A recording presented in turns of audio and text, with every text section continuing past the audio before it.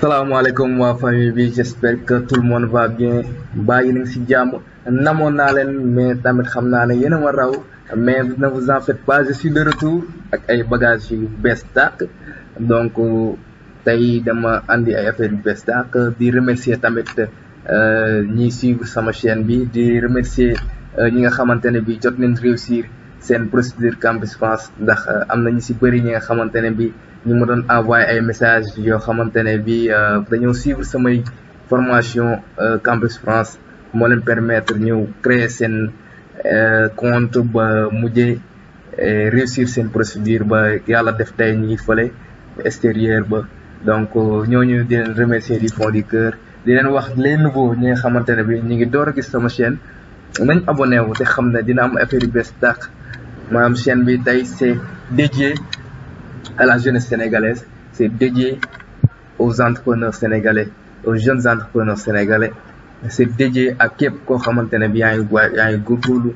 di jéem a utal sa bopp voilà ku nekk ci yoon bi en fait. chaîne bi dañu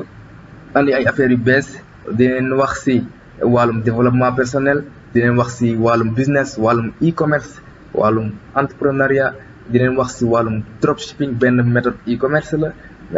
di leen wax ci naka ngay créer say site e-commerce naka ngay booster say page Facebook naka ngay defee en sorte ba optimiser say business en ligne dinañ yooyu yëpp dinañ ci wax incha allah ci chaîne bi kon bu yeboo ngeen abonné léegi activer cloche bi te xam ne affaire yi am solo dina ñëw. donc objectif bi mooy andiwaat jeunes yi seen xel ci entrepreneuriat mooy. ñi nga xamante ne bii ñi ngi bëgg dem rek non dëkk bi tout est à refaire d'accord tout est à refaire te je pense que c'est une alternative nga mun créer sa business bopp donc business en ligne du dara lu dul e-commerce bëri na ay business en ligne mais on va se focaliser sur l'e-commerce parce que si ngay gën a mun a amee opportunité si ngay gën a mun a amee bénéfice si ngay gën a mun contrôler say entrée ak say sortie donc sans plus tarder si vidéo bi balaa moo jeex di ngeen am benn mini cours gratuit comment créer son site de business en ligne boobu nekkul site e-commerce mais site boo xam ne day présenter sa business en ligne sa activité la première partie bi fii lañ koy defee deuxième partie bi lien baa ngi si suuf ngeen bës foofu ngeen dem inscrire ngeen def deuxième partie bi ndax cours bi boo leen paree cours bi da ngeen di am attestation boo xamante ne bi day wane ne que maîtriser ngeen li ñu wax ci formation bi donc formation bu court la te gratuit comment créer son site de business et puis beneen formation boo xamante ne mooy formation phare bi formation e-commerce bi je pense que d'ici 3 ans e-commerce dina dominer le monde te commencé na dominer le monde ñi ngi waa Europe ñi ngi ñëw fii Afrique pour nangu seen marché te loolu da ngeen ko war a bañ je pense que e-commerce bu yeboo ku ci doon xalaat mu ngi ci gën a xalaataat ku ci amagul woon benn notion na ci commencé gëstu te looloo tax man ma def ay recherche dem laajte ji ay conseils ay kàngam yoo xamante ne bi ñu ngi réussir seen start-up yooyu délivrer leen ko yéen ñi jeunes mi di ma seetaan lépp pour lu leen amal njëriñ rek la ñuy def voilà bu dee daal e-commerce bi moo leen gën a intéressé mu ngi ci suuf lien baa ngi ci suuf ok e-commerce boobu noonu dinañ ci intégrer moyen de paiement africain yi dinañ personnaliser site bi dinañ créer suñu logo tout ce qu'il y a de bon pour optimiser seen canaux de vente yi après cela day am suivi di ñu yem foofu rek dañuy demaat ci Facebook ak Instagram naka ngay créer sa page pour sa site boobu noonu naka ngay booster ses publications pour sa site boobu noonu ba nga mun a andi ay clients ci sa site e-commerce naka ngay optimiser sa passage à la caisse parce que bu leen fàtte e-commerce bu ñuy def Europe ak bu ñuy def Sénégal bokkul naka la nga la ñuy yombalelee achat bi en seulement un clic 2 clics client bi mun a jënd lu muy jënd donc voilà loolu moo nekkoon tey optique bi donc balaa ñoo jeexal léegi rek il faut que ma wax leen ne que formation bi dama basé wu ci benn e-book Emmanuel Boquet ku xamul Emmanuel Boquet kàngam la ci e-commerce Sénégal c'est un étranger mais moo ñu gën a miin e-commerce bi day def ay formation pour jeunes yi et tout donc je pense que PDF baa ngi si suuf boo leen bëggee gën a yaatal seen xam-xam si wàllum e-commerce jël leen PDF boobu ça ne vous coûte rien c'est gratuit ngeen télécharger ko si à partir de site bi ah. loolu moo nekkoon affaire bi donc sans plus tarder ñu commencé léegi taal leen seen ordinateur boo leen amul ordinateur ngeen abu ordinateur ñu commencé léegi entrepreneur day ñeme action donc ñu commencé léegi mini cours bi gratuit pour créer un site de business en ligne sans plus tarder. Let's go les gars. Boum.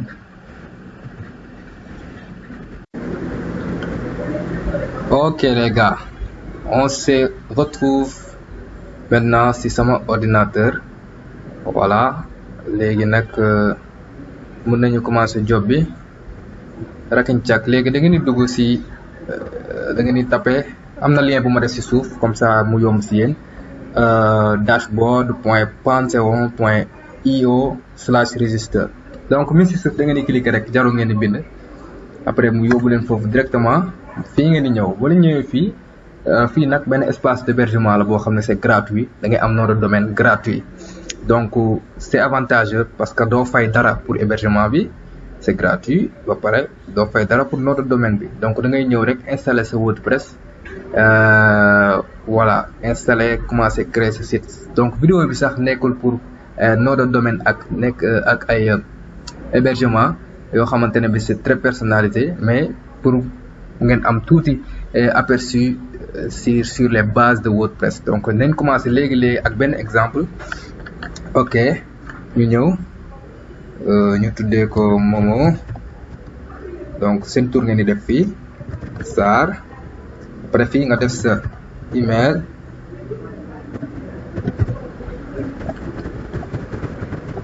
d'accord def sa mot de passe def sa pays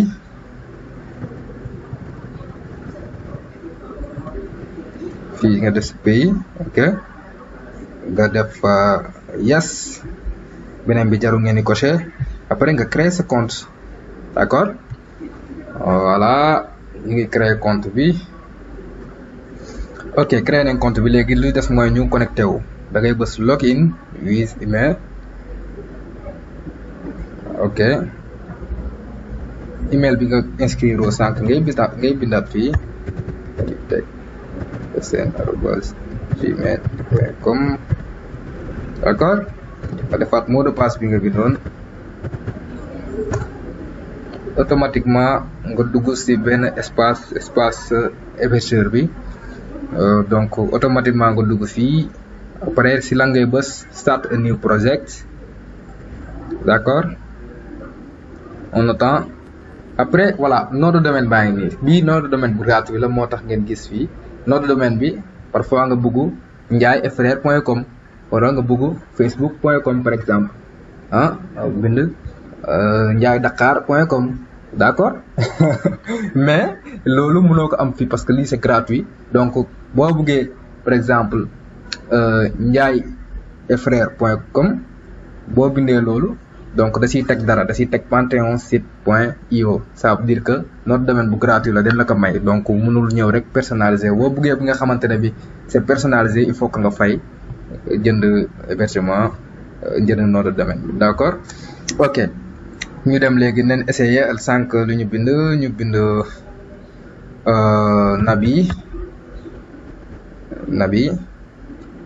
Nabi Tech d'accord ok on enregistre États-Unis ok gis ngeen léegi nom de domaine baa ngi nii dev nabitech.pantheonsite.io donc affaire baa ngi chargé wu ok c'est valide nom de domaine léegi am nañ suñu nom de domaine lu des mooy ñu installer WordPress ci espace bi installer WordPress ok cliquons sur déploy instant bi mi ngi déployer site bi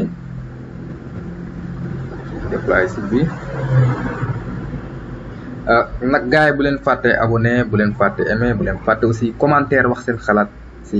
version vidéo bi aussi di leen wax ne que e-commerce bi site e-commerce bi boo leen ko bëggee def am na formation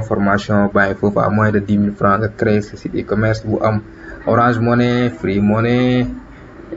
voilà tous les moyens de paiement te duñ yem foofu day am promotion naka ngay promouvoir ce site à travers Facebook, à travers Instagram, d'accord naka ngay def ba doo yàq sa xaalis ci publicité Facebook yi yooyu yëpp day am suivi après beneen cours lay doon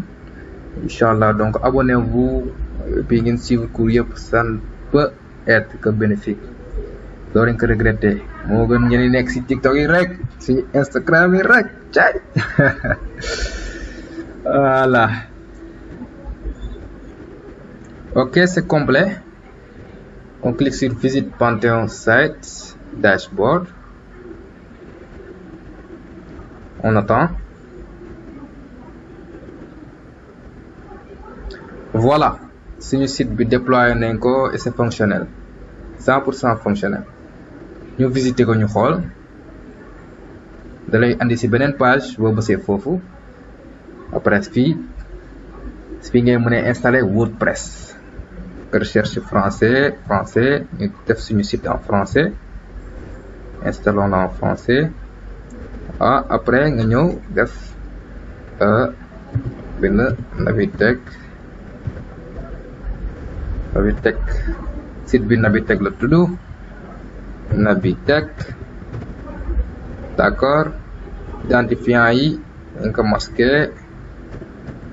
nga def sa mot de passe bopp.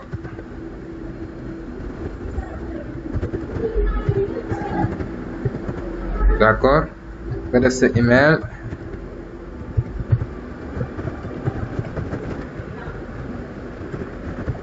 d'accord.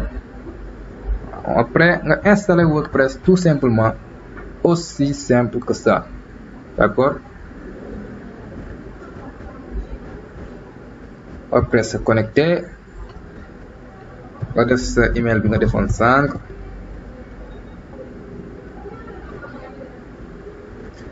se connecter et vous allez voir que suñu site bi pare na. Donc buñ bësee fii, allez sur le site, ok. buñ demee ci site bi, voilà suñu site pare na. lii mooy site, d'accord. créé nañ site, donc boo xoolee amagul benn design, amagul benn thème. léegi nag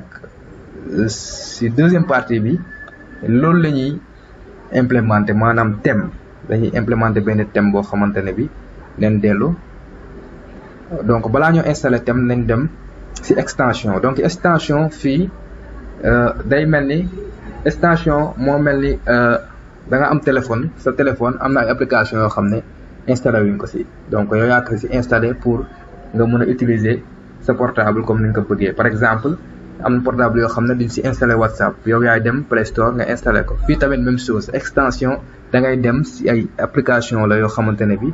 day yokk sa application fonctionnalité, ngay dem nga yokk ko ci. donc ñun loolu la ñuy def léegi, extension anglais naan ko plugins, ok. plugins. donc ñu commencé, li ñuy njëkk a xool mooy Elementor. Elementor benn plugin la, benn extension la bu lay permettre nga personnaliser sa site, ok. après ci deuxième partie bi loolu lañu war a gis, personnaliser site ba pare choisir thème boo xamante ne bi méngoog na suñu activité, ok. léegi ñu installer aussi Astra, ñu ajouter Astra aussi ci extension la. Astra, rechercher le mot Astra, après nga bës di nga gis starter template, ñu installer ko, ok. activer ko et voilà, on est bon pour la deuxième partie. donc boo bësee ci librairie, boo ñëwee starter template nga bës Elementor, donc moom leen installé et voilà nga dugg ci thème yi. thème yaa nekk nii. alors deuxième partie bi fii la ñuy arrêté première partie bi. donc deuxième partie bi dañuy installer benn thème,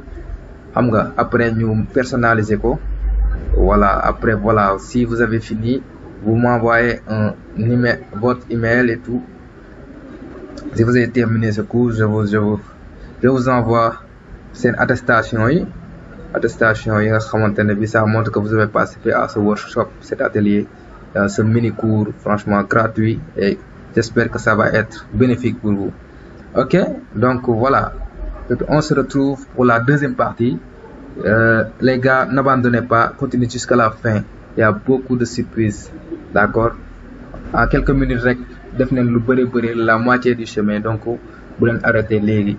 nañ commencé dem leen ci site bi, ci lien baa ngi ci suuf, bu leen tayal dem, c'est gratuit, tu n'as rien à perdre, dans 5 minutes nga pare am sa attestation. Allez les gars, je vous dis à bientôt.